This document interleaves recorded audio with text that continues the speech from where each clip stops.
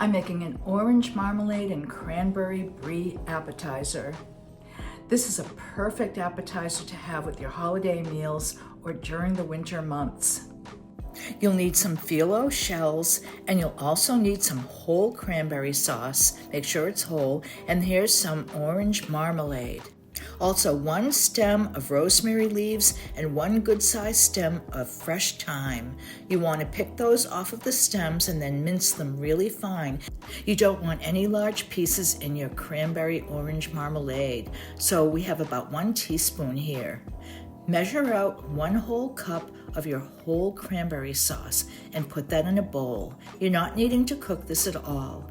And then I'm going to mush it down just a little bit and add 1/4 cup of orange marmalade. This combination tastes so great, you just won't believe it. Mix them together really well and add your rosemary and thyme to the bowl and blend it really nicely. Your topping is all ready. I have a piece of brie, it's about 1/2 pound, and I'm going to unwrap it. And yes, you can use the skin on the brie. It actually doesn't have any real strong flavor at all, so don't even bother cutting it off.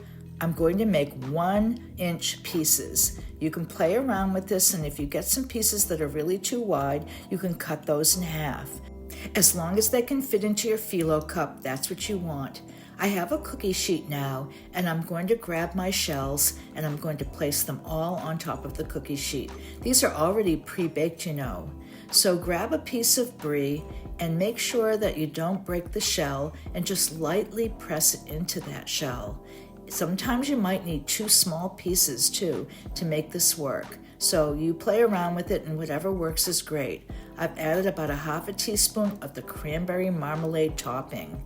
Get all of these ready, and then you want to put them on the cookie sheet, and you're going to preheat your oven to 400 degrees. I didn't put any parchment paper on the cookie sheet. You really don't need to, but if you feel better about it, go ahead. It won't make any difference when you're baking them. They're all ready to go into the oven right now. You're going to bake these between 5 and 10 minutes, and every oven is really different, so I would set this for about 8 minutes and see what happens. Instead of using the phyllo shells, you can also do baguettes. My phyllo cups are coming out after 8 minutes, and I want to see if the brie has melted enough. So I'm stabbing it, and it's really not too gooey, so I'm going to put them back in for about 2 to 3 more minutes. Getting back to the baguette, we're going to put that on a cookie sheet, and we want to pre-toast it just till it's light golden brown.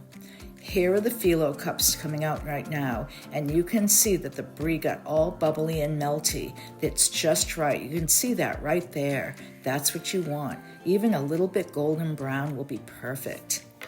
Instead of the squares that we did for the phyllo cups, we're going to do slices for the baguette. Just cover the top of the baguette, and that will be just right, and then add your 1/2 teaspoon of your cranberry orange marmalade. These are all ready to go into that 400-degree oven, just the same. I would time them just about the same too. Presenting your appetizers is very important, making it look really attractive. So I have a large pizza board and I put a doily on, and now I'm just going to place these all around. You can actually serve these at room temperature or just a little bit warm. I'm going to take some of that fresh thyme and rosemary and dot that around. How pretty!